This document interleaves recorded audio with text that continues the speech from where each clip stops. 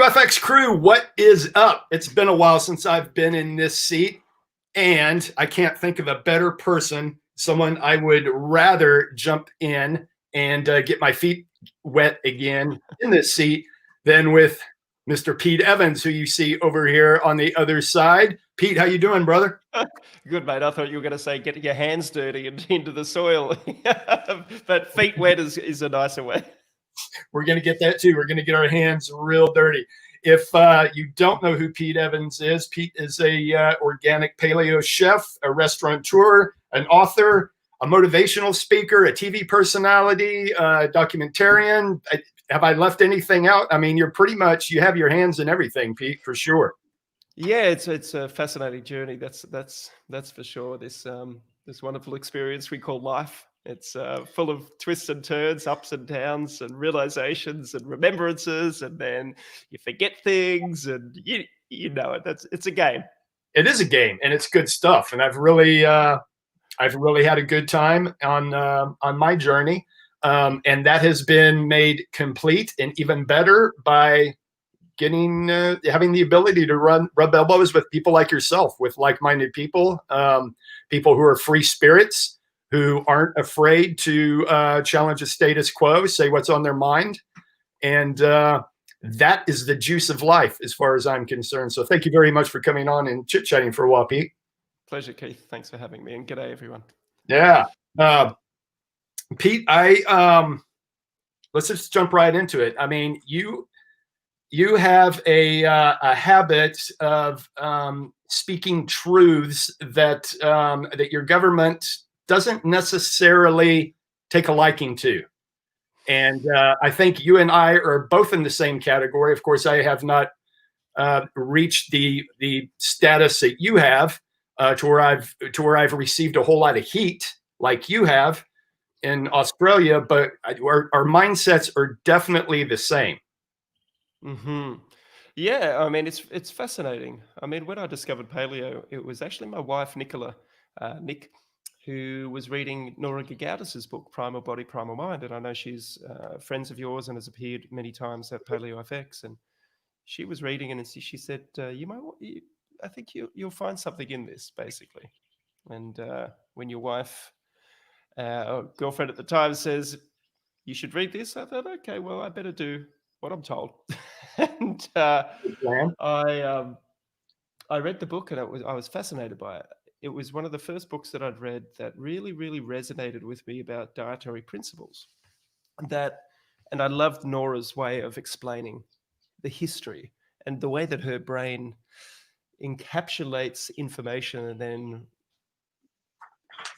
shares that with the world is a very unique thing that Nora Gagaudis has, the ability to do, which leaves no room for, it nearly leaves no room for debate. Right. It was based in so much truth and honesty and research that it really took me down the rabbit hole. So we implemented this, and we found great benefits to the paleo approach. And Nora's, as you know, is basically a ketogenic paleo approach. So that's or cyclical ketogenic approach. So that's been our model over the last nearly decade now. And I remember when I first came out publicly and spoke about it, it was an interesting reaction from the mainstream and the government health bodies. Like that was sort of the first telling signs that, we've struck a nerve here. Like we've actually struck a nerve. And it took me a little while to understand what that nerve was and why the promotion of this way of life, not way of eating, but this way of life, could create a imbalance for so many of our systems that we have relied on for generations and continue to rely on more heavily as each and every coming generation evolves. And being able to witness that reaction from the health authorities, just about removing grains from the diet, removing modern dairy from the diet, talking about a lower carbohydrate intake, talking about healthy fats, and celebrating healthy fats. You know, it was nearly, we got attacked by the Heart Foundation. We got attacked by the Cancer Council. We got attacked by the Dietitians Association of Australia. We got attacked by the Australian Medical Association. We got attacked by the health authorities, the health ministers of the country and the states, just for this simple dietary change, which was based off our evolutionary history, which was, all the boxes were ticked for, this is betterment, not only for human beings, not only for the animals in which we can holistically and raise them, but also for the planet. Right. It's so many layers, so many. And when you start to dig down, and I remember I was interviewed by Australia's most respected investigative journalist. This is about 3 years into the piece. And I was working for the same network at the same time. So anybody that's not familiar with my history, for 11 years, I hosted Australia's #1 TV show.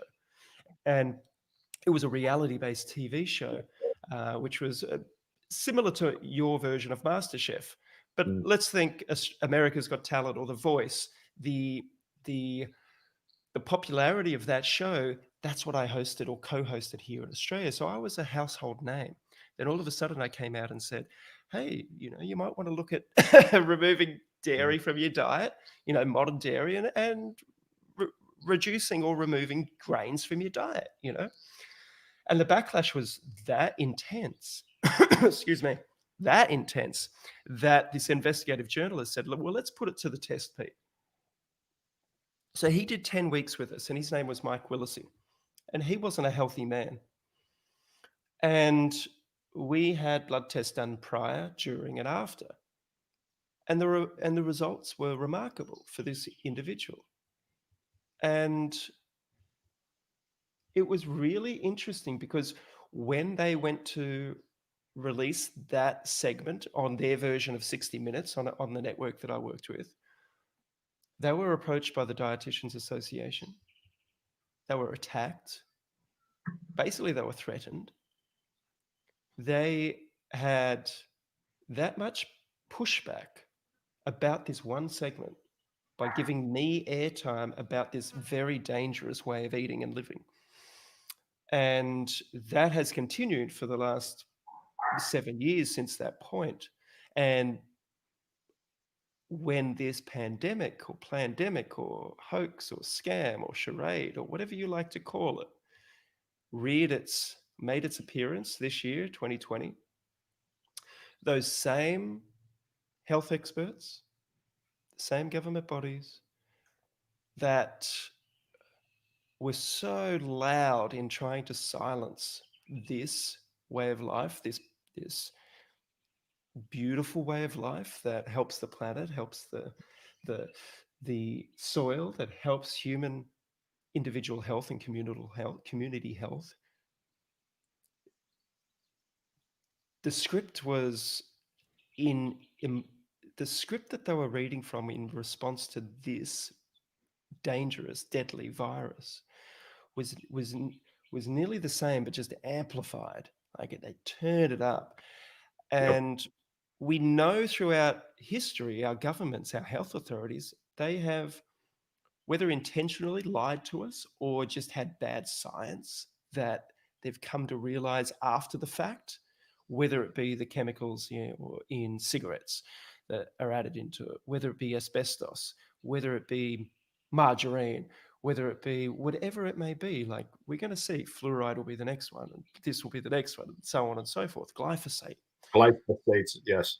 We know that they make mistakes, intentionally or unintentionally. That's to be debated. But all of a sudden now we're looking at these expert bodies for safe navigation through these waters, when they've proven time and time again that they actually don't even know the direction that they're driving. They're sailing the ship. They really don't, because they've, excuse my language, but they've fucked up many times. Right. And all of a sudden, they're the experts now on this. Yet, here's a question. not one of them has spoken about the immune system and Now, how to build it. are they stupid, or are they in collusion? I have my feelings, right? And I'll just come out and say it. They are not stupid. They are in collusion. That is my opinion. Others may have a different opinion, but one time is stupidity. Two times, okay, that's stupid. Time after time after time after time after time, if you put your citizens' health at risk repeatedly, there's a pattern there. Just my opinion. But I am quite skeptical of power, and yeah. So I'll just leave that there, and I'll just kick that back to you. What you think? Yeah, to be honest with you, I still hold hope, and that there's good people. Hmm? There's good in everybody. Hmm. I have to have that belief. I If I believe don't have that. that, if I don't have that belief, then I'm. What else is there? To believe that people are evil to their core. I think people can behave poorly and make bad decisions and have the wrong information which they base their beliefs, and a lot of this is belief based. Right. So in saying that, um, I do believe there's an agenda playing out. I do believe there's, yes, men and women that are Mhm. playing this out. I do believe there's a lot of ignorance about that. They may not even know the catastrophic effects downstream that will affect not only everybody but them as well. Like, it's nearly like they're perpetuating their own self-destruction and destruction of resources. So I'm so that leads me to the point where I don't like to call people stupid, but I could say ignorant, Sure. and that would be a better use of the language. So I interviewed somebody recently who was an outspoken journalist, and I spoke to his right hander. And I said, what is going on here with these politicians and these experts? And they said very, very simply to me, Pete, they said, you're a businessman, you're an entrepreneur. You would never hire these people to work in your business because they're not critical thinkers. Thank you. They don't have the capacity to see a larger picture. They're, and again, I don't want to use the word stupid, but they're not people that you would invite around to your dinner table generally, or to have an intelligent conversation with, or to trust with running your business, because they don't have that capacity. And Right. this is what they were saying. They said, you've got to understand the people that generally, and I don't want to generalize here, but they Right. said generally go into those positions in the government system, the public servants, aren't the smartest people in the world. Because if they were, they would have already created their own business, their own entrepreneurship. That sort of stepping up the ladder in that way, dealing with conflict every day. It's sort of it it entices certain people, right? It does, and I've asked this question over and over the last 6 months that I've been interviewing people with different, that are doctors, that are spiritual leaders, that are critical thinkers, that are free thinkers, and I asked them the same question: why are people like you not in these positions? They're like, well, it was never our path. Right. That path was always about conflict. It was always about opposing forces. It was always about non-resolution of major issues. Even this morning, I interviewed Kelly Brogan, who's a wonderful psychiatrist. Oh She yeah. was saying, that two political parties are the same birds of or the wings of the same bird. Mhm. And I mean, over the last few months, I've been donning my Trump hat, and I'm not aligned to one political persuasion, but at the moment, I'm like, okay, well, there seems to be so much discourse and disgust when anybody mentions the word Trump that I thought, well, what would it look like if somebody with a profile that is unafraid of what people think actually donned that? Pardon the pun, donning the Trump hat, but just presented a human being wearing something that is so polarizing. And there's a method to my madness when I do that as well, because the mainstream media generally will pick up the story that I've worn a Trump hat.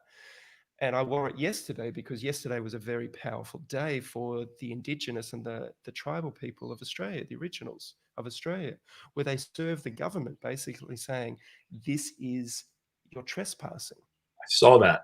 And Interesting. I decided, okay, well, this is the day I bring out the Trump hat because I want to, because not one mainstream media outlet in this country in the last 36 hours since that was announced, or 48 hours, has mentioned it.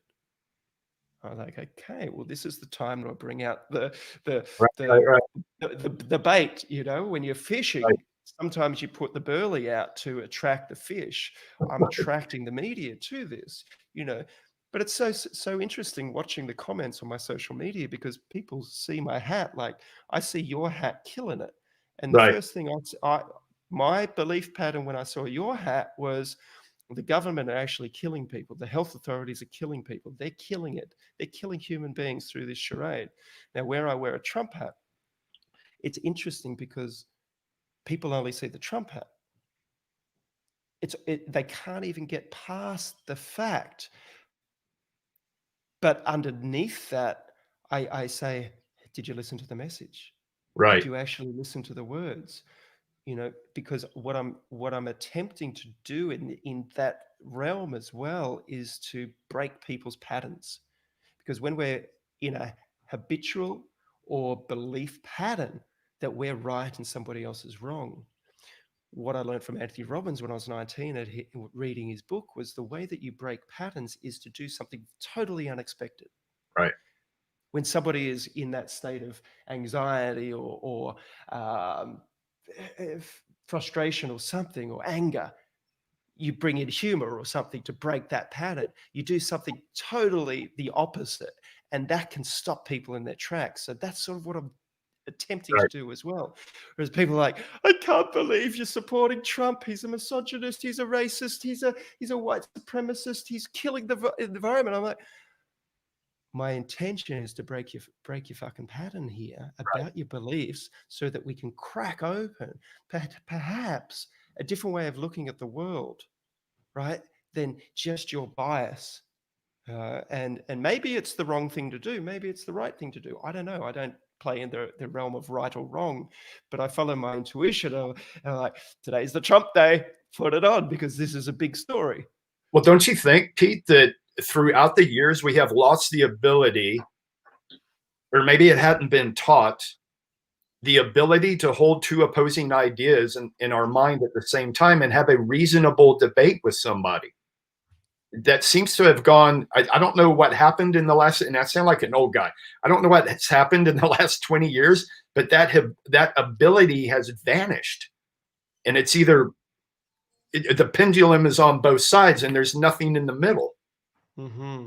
Yeah. And that is a skill that's emotional and mental maturity, to be able to hold to opposing ideas and not get rattled, but to be able to have a discussion with somebody about it.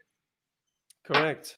And Right. we're seeing that play out so much at the moment, that division, that left and right, the Right. Republican and Democrat. Even in this country, it's Labor and Liberal, and we're seeing the black and white and the vax versus non-vax or anti-vax. We're Right. seeing it all, that polarity play out, and to be able to witness it. And perhaps there's truth in it all. You know, we're seeing germ theory, terrain theory. Right. What if they're both true? Yes. What if they are? What if eating paleo and eating vegan are both true? Yes. What if that is the truth? You know, what would our day to day be like if we didn't have anybody to oppose with our beliefs? What would it be like? That we didn't have to prove ourselves that we're right, that we're more enlightened. And I've said this to vegans before. I've got nothing against vegans, but when they come and tell me that I'm not spiritual because I eat the flesh of another animal, Right. I'm like, so you telling me you would go and sit with some indigenous people, some tribal people that choose to eat meat, and you would sit with them and look at them in their eye, opposite them, and tell them that they're not enlightened and they're not spiritual because they're eating meat. I'm like, there's no fucking way you'd do that. You know, there's just no way. There's, but you're happily to come onto my page and tell me that I'm not spiritual and you haven't found the path yet. It's like, Right. hey, I trod your path and it didn't work for me, right? But if you want to continue doing that, fantastic, it can work. And this can work for me. So accept that this can work for me.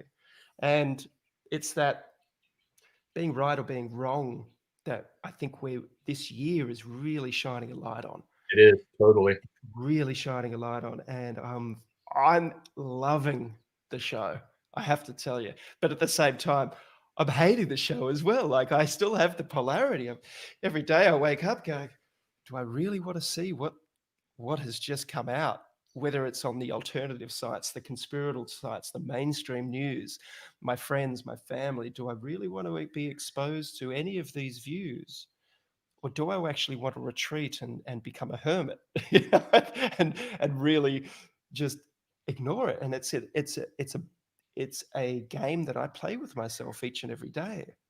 And I actually love that game as well because it keeps me present. I don't have the answers. I tell you that. I have the answers for myself, but I Right. don't have the answers for anybody else. And this year has been really telling for me. I've had friends and work colleagues that have been on the path of, say, paleo over the years, and they've invested heavily into this. They've invested their life. They've invested their beliefs that eating a organic, holistically farmed or regenerative farmed diet with no glyphosate and removing inflammatory foods has done them the world of good. And then I'll come out and say this corona thing is a scam. I'm not saying the coronavirus doesn't exist, but the pandemic is a scam. Right. It's a hoax, or it's over exaggerated, and we know that now. Right. And I've had very dear friends come to me and write to me and say, "Hey, Pete, I cannot believe what you're saying here. You're completely wrong on this. This is a deadly virus that is a pandemic, and you should be ashamed of yourself. All the good work that you've done over the years for humanity and promoting a healthy diet, you've just lost all credit and respect or credibility, and your reputation's gone because you've said this is a scam. And you're putting my reputation at risk now because I'm a big proponent of paleo." Right. So how do you respond to that? I don't. Right. I can't. I won't. I choose not to because, again, it would be me trying to defend my belief against somebody else's belief. And I do not. It's like why I'm not in politics. I choose not to bang my head against a wall every single day. There are people that love doing that, like the people that come to me and said that over the last few months. They love that. They love engaging in that. And I choose not to because it creates frustration in me, and it creates resentment. It creates all of these feelings that serve no purpose. And the outcome will be nothing except a long debate where steam will come out of people's ears. They'll get red in the face. They'll double down. It may cause disease in our body. And my goal here is to have this body, this gift, working with me and supporting me for the rest, and my consciousness for as long as possible. So I'll do what I can to make sure that happens, but at the same time, still speak my truth. Right. Because that also, if I don't speak it in my own way that I choose to speak it, and that's another thing that people might like to get their heads wrapped around. I don't protest. I don't go to speeches of this. I do what feels right for me. Mm-hmm. My form of activism is my form of activism. Like your form of activism is yours. Some people like to meditate in a global ceremony, and that's their form of activism, to raise the frequency. Other people like to hold placards and scream at the police. and that's cool if that's your path. Right. There might be some unresolved trauma that you have against your mum and dad or authority figures that you need to release. Right. Right. And that's cool too, or so we all are different warriors in our own way, and we have that warrior spirit, all of us, but it's how do we activate that to the best of the best resonates for us, because Right. what resonates best for us will resonate best with the community. So I hope that, I went off in a lot of different Oh, directions there, totally. but I I guess bringing it all back to that, anybody that's watching that is has been paleo and found the benefits, but doesn't agree with what I'm talking about with this pandemic, that's cool that we can have opposing viewpoints. That is so cool, and that's what life is. It's biodiversity. It's like our gut microbiome. It's like I'm at the farm today and I'm looking at all the different species of trees and plants that coexist. They're not all the same, but there's a certain underlying connection and understanding that we've all got our own roles to play in this. We actually need that biodiversity for us to thrive. So if we all believe this was a scam, or if we all believe there was a deadly virus, or if we all believe paleo, I don't know. It's just, I'm all for bio-individuality of thought, of beliefs, of the way that we behave in our day-to-day life. And I think once we start to censor that, which is happening, then I think we're going to go into a monocultured world, which we right. know what happens with that. Which is a big concern, I know, of both of us, is the censorship of these opposing ideas. Right. So and this gets to the point of being able to hold a wide diversity of opinions and ideas and be able to from that weave a tapestry of your own opinion. But how are you going to be able to weave a tapestry of your own opinion if so many of these other ideas are scrubbed and you never get to come across them?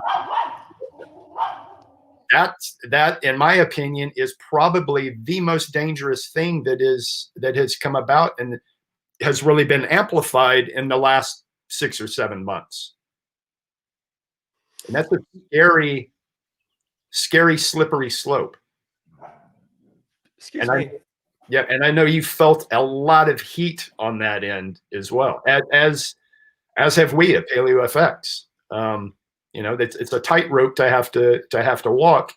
And in my opinion, it doesn't serve anybody. I don't want to be in an echo chamber of my own ideas. I know what my ideas are.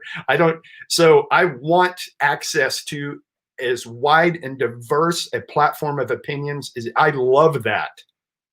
That is where I thrive. And I think everybody deserves that. Mm-hmm. Yeah, I Yeah. do. Funnily enough, I banned a couple of people today off my social media because I have boundaries as well. I Well, have yeah, to set boundaries, right. and when people are calling me names, like whatever it may be, a derogatory name, that's a boundary. Right. If people just say, I don't believe in Trump or this or that, I'm like, okay, cool, But Right. when it becomes derogatory, then I'm like, okay, well, that's enough, because my mum looks at my social media, and my kids might look at it, and it's like, you know what, we don't need to see that type of Sure. that type of There's a constructive way to debate and have a difference of opinions, and when adult when it becomes name calling, then it's like, that. okay, well, that's my boundary. It's a Right. pretty simple line in the sand, and if I witness that, then finished, gone, Right. because they'll go somewhere else. So like that. Right. Because it's like purge. But yeah, censorship is really interesting. So for instance, I was reading a comment today, and it said that I'm shadow banned, and I only recently worked this out. So so on my Facebook, for instance, I'm reaching 80% less people than I was 3 months ago. Right. And on Instagram, people can't actually search my name unless someone said today they couldn't even find me when they put in my name completely. Over the last few weeks, people have been saying they have to type in Chef Pete Evans to the letter before my name even pops up. So if they type in Chef Pete, before I'd be the first one that would pop up because there aren't that many Chef Pete's that have got a large following. Right. Now they've got to type in Chef Pete EVAN and it still doesn't pop up. And then when they do S, then it pops up. So I'm fascinated by it. I'm watching it unfold. It's like, okay, well, looks like these platforms will no longer serve me in the coming weeks or months or years, depending on how quickly they erode my ability to be seen. But at the same time, I'm excited about it because it's showing that these are not the systems that we need to move forward. Because Yeah. if they are censored, it's like, okay. It's like listening to Brian Rose and David Icke have their chats recently. They were talking that was the greatest thing that's ever happened, being deplatformed, because it allowed them to create their own platform and their own networks. And funnily enough, sorry, my dog is she's trying to lick my feet, and I'm wondering if anyone can hear it. I'm like, It looks like a little bear. Ah, she's a good girl. wow. So this weekend we launch our new platform called Evolve Network. And we've been working on this for 6 months. And what this is about is I could see the writing on the wall that was happening with Facebook and Instagram, even prior to COVID. You know, just the pharmaceuticals being the pharmaceutical giants and behemoths owning huge stakes in these companies. And Google, I was like, okay, we've witnessed this authoritarian and blatant control of these major platforms. It's like, okay, well, that means it's time for a solution, or Right. solutions will emerge. So we have a new platform launching, and I would say it'll be a cross between Gaia TV and London Real, but also an app at the same time. And on that is going to house all of my content. So my podcast, the Magic Pill film, the Paleo TV series, the Magic Plant, meal plans, recipes, and behind that, we're going to have a subscription-based model. You know, Nice. just like Netflix. People pay money to be on Netflix every week, and we're seeing now the demise of Netflix over the last 48 hours was, you know, because they're promoting child pornography and pedophilia. Right. It's like, perfect. You know, not perfect that they're promoting it, but it's like, okay, well, we're seeing that now start to be questioned, and that network start to have the cracks appear. Right. And we've already seen defund Netflix, and this week I'm going to be opting out of Netflix because of that. Right. You know, and the content on there at the moment is shit anyway. You know, I mean, it is. It's terrible. So we will be creating a new platform, and already we've got Plandemic Indoctrination going to appear on that platform for free as of Saturday, I think it is. Nice. You know, the most heavily banned film in the world, and we've got a platform that cannot be censored, cannot be taken down. And I'm going to stand there proud and go, here's this. And we've got other films that have been banned that are going to appear on that. And it's not a statement as such, but it's like, no matter how hard they try, there'll always be new life emerging. Right. You know, when they try to kill life or kill speech, the human spirit will always emerge. It's like, yeah, I've concreted part of the farm here to put a new carport in. And you would think that no life could grow out of what has been concreted, but there's a little gap or crack, and lo and behold, there's life that emerges. Right. And it's a weed. Pull it out, a month later, it emerges again. It's like life. You cannot stop life. You know. Nor can you stop the empowered human spirit. That's it. You can't put a lid on it. I mean, it will find a way to emerge. And the silver lining of all of this, from what I've seen, has been that indomitable human spirit saying, I will not be silenced. I will speak my mind. And if you shut me down over here, I will find another way to get my voice out, much like what you've done. And I applaud that. Absolutely. It's like Obi-Wan in Star Wars. I mean, Star Wars is a great analogy of what's going on here at the moment. You know, strike me down, and I will become more powerful than you could ever realize, and I'm not putting myself in the Obi-Wan category but that concept of what they resist persists, that old saying. And when you start to see it through that lens of these behemoths, whether it be the pharmaceutical industry or the vaccine manufacturers or the totalitarian governments, what they want to roll out, when you see it through their lens of what they're resisting will persist.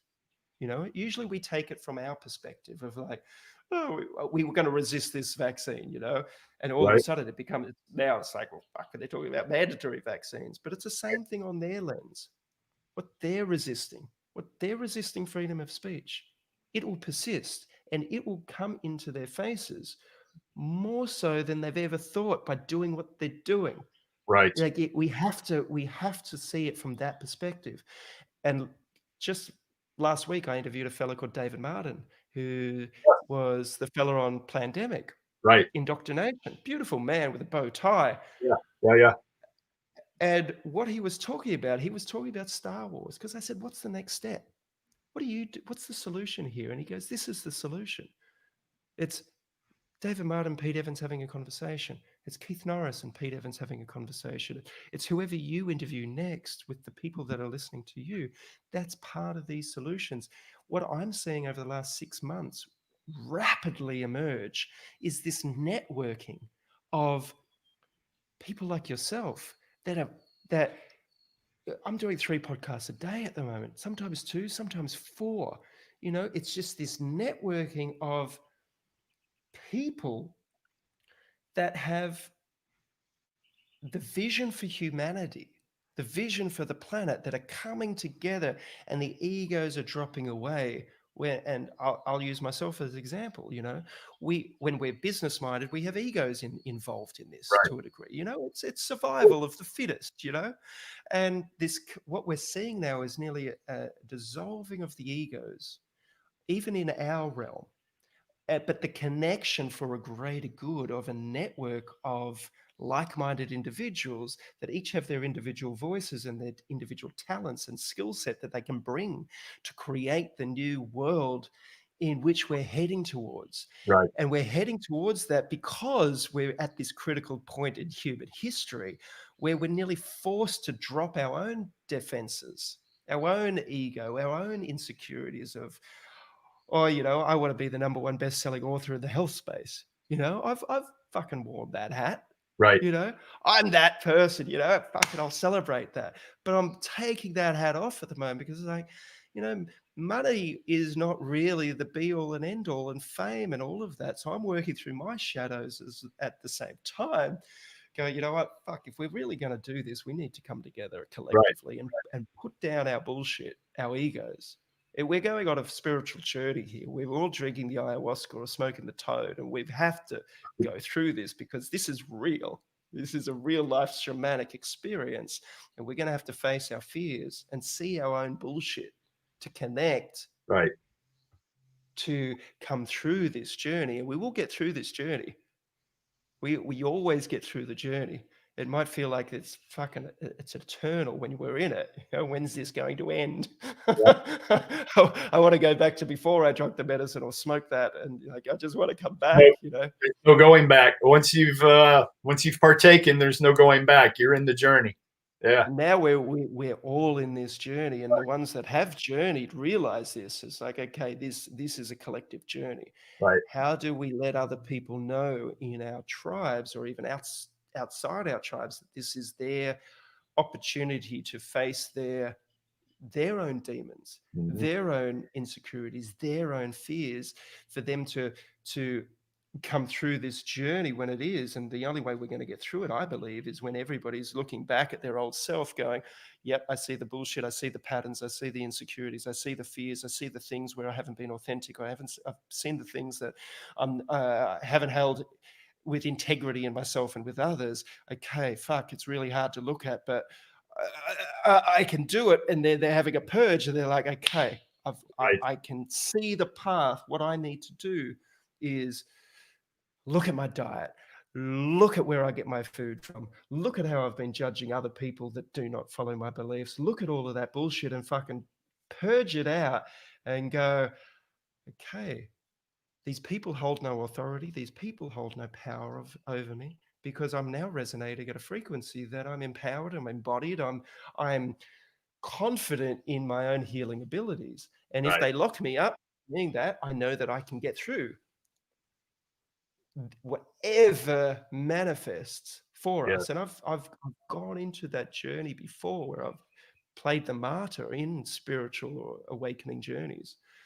And, I'm like, yeah, I don't really feel like that's going to be the path through this. I don't feel like we're going to have to set ourselves on fire to prove a point.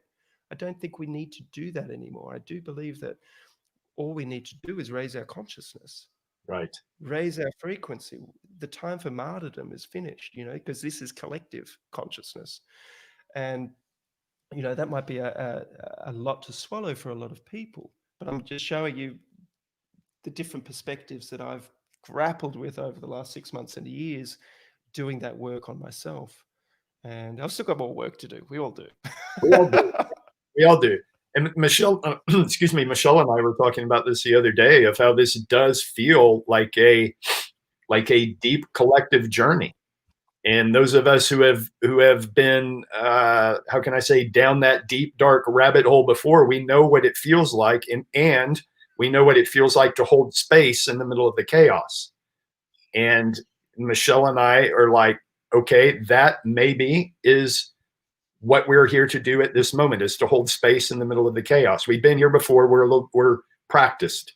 We're maybe one step ahead of everybody else, or most people, but we are one step ahead. So let's hold space in the midst of this chaos.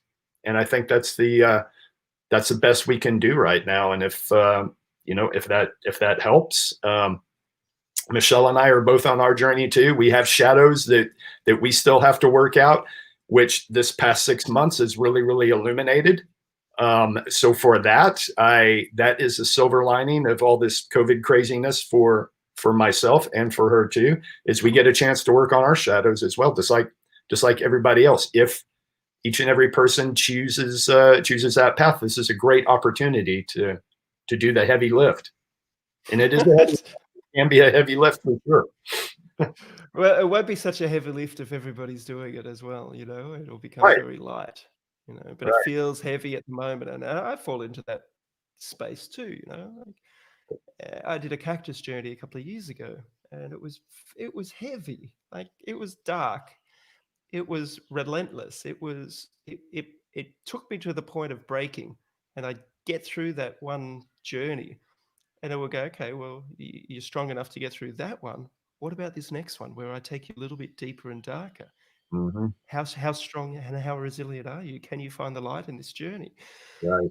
And it would bring me to the point of breaking, like tears. I can't do it. I'm not strong enough. Like, fuck, why me? Yeah.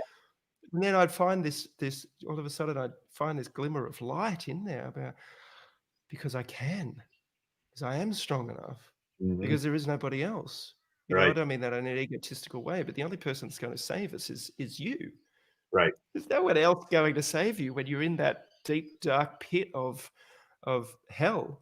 Yes. No one's Trump's not coming down to pick you up, or your parents aren't coming down, or the health authorities aren't going to Right. protect you with a fucking vaccine that you're scared of a virus. The only person that's going to get you out of that is you. And I did that, and I probably did it 20 times in this 18-hour long journey. And every time that I felt I was broken, that I couldn't cope with any more pain and suffering, it showed me that I could. Right. Harder, to the point, like, I had nothing left, but then I did. And that was the lesson. No matter how hard it gets, you've always got something. It was one of the most valuable lessons of my life, even though I came out of it shell shocked, going, oh, that wasn't my intention, but it was. But so I guess it's something to share with whoever's listening, and I don't know how many people are listening. But Right. if you are feeling hopeless and helpless and at your breaking point, always understand that you can pull yourself out. You have the strength, you have the answers within you, even if they seem like the trust me that you do. You know, that's all I can say is trust yourself, actually, that you will always have the answers to get yourself out of the hole when you feel like you've got no hope. And that's You why I'm at the same time enjoying this journey, but at the same time I have empathy and sympathy for the people that are doing it tough. Mhm. That, you know, it's this could be one of the most challenging years that people face, Right. you know, and if we don't wake up to our own power, then next year could be even harder for us. Like, it's that circle, it's that thing, you know. It is a great lesson.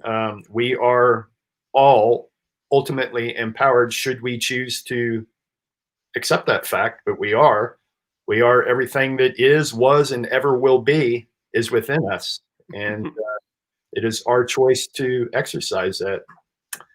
Pete, I could speak with you for hours, but I know I don't want to keep you hung up any longer. And I certainly appreciate you coming on and talking with us. I appreciate everything you do. The fact that you stand and deliver. You speak truth to power, and you're not afraid to do it. And I certainly respect you for that. Thank you, brother. I would like to finish off, if you don't mind, just Absolutely. so it's not doom and gloom, that you know, we do have the power to change, and individual change is the most powerful thing that we can do for the collective. And I've said this before, that if each and every one of us just take the population of Australia, decided not to purchase any multinational food product tomorrow and for the rest of the year or for the rest of their life, the flow and effect of that one simple action, if people just ate what we've been promoting, paleo, meat, seafood, vegetables, and Mhm. obviously the highest quality that's available to us, which is not always the highest quality. But if we just did that one thing, and it goes back to the investigative journalist when he started investigating and going through this journey with us 7 years ago. I said to him, I said, you don't understand. By you doing this, you're lifting the rug, so to speak, or the carpet to expose all that's under there. Yes. I said, and what I mean by that is when we choose to eat this way, most people think it's about individual health because that's how we're wired. Because Mhm. most people come to this way of life because they're sick and in pain or suffering, or they want to lose weight because they feel like they're not appreciated with how they look. I said, that's generally the way that human beings think, selfishness to start with.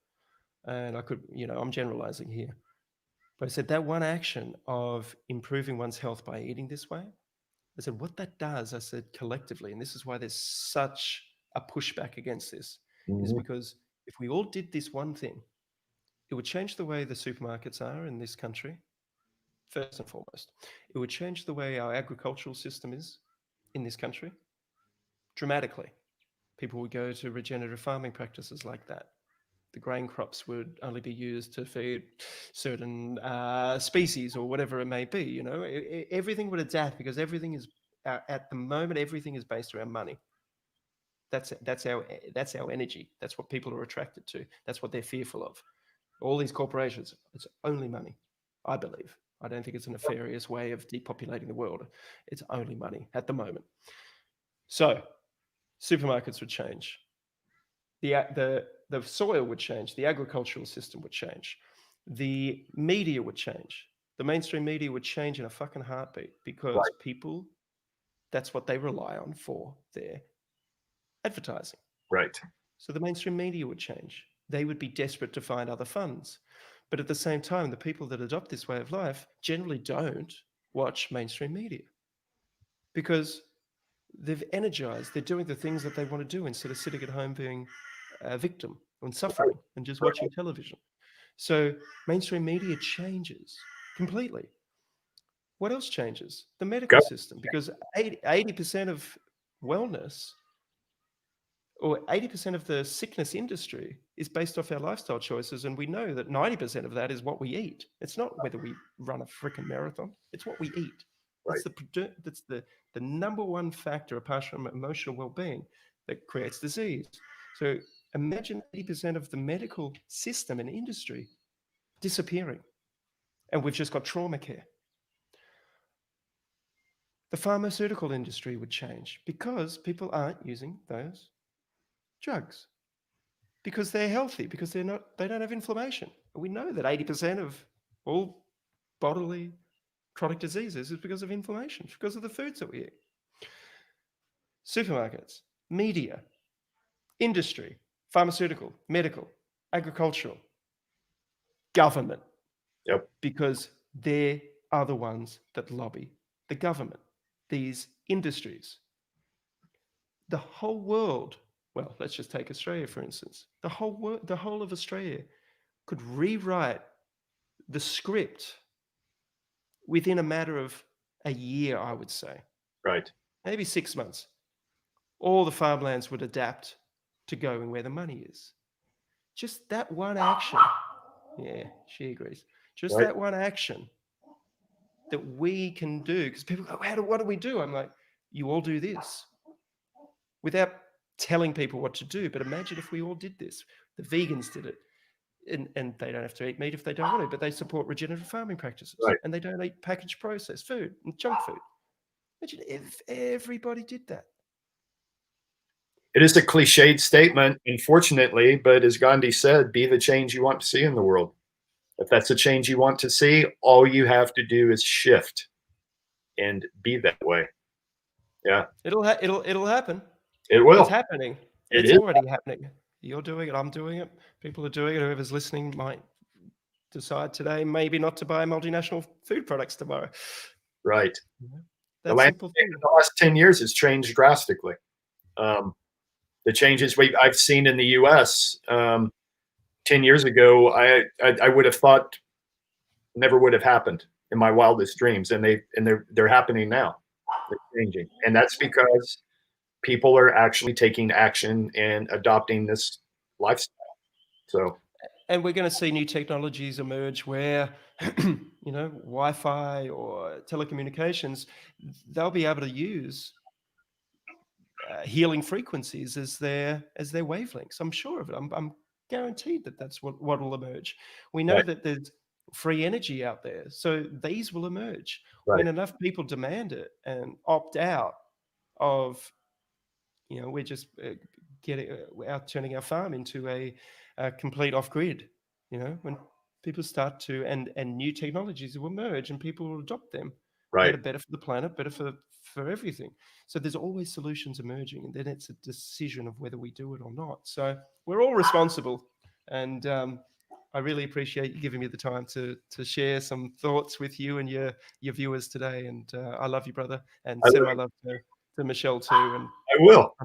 I'm very grateful. Thank you very much for coming on, and we hope to see you at Paleo FX next year. We'd love to have you stay. Right. I could be too controversial, but you never know.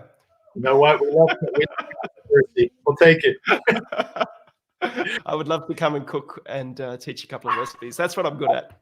Awesome. It was great talking to you, brother. Thank you. See you, everyone. Thanks for hanging in there, Paleo FX Tribe. We'll be back with another interview soon. Pete, have a good one, brother. I love you, man. Thank you.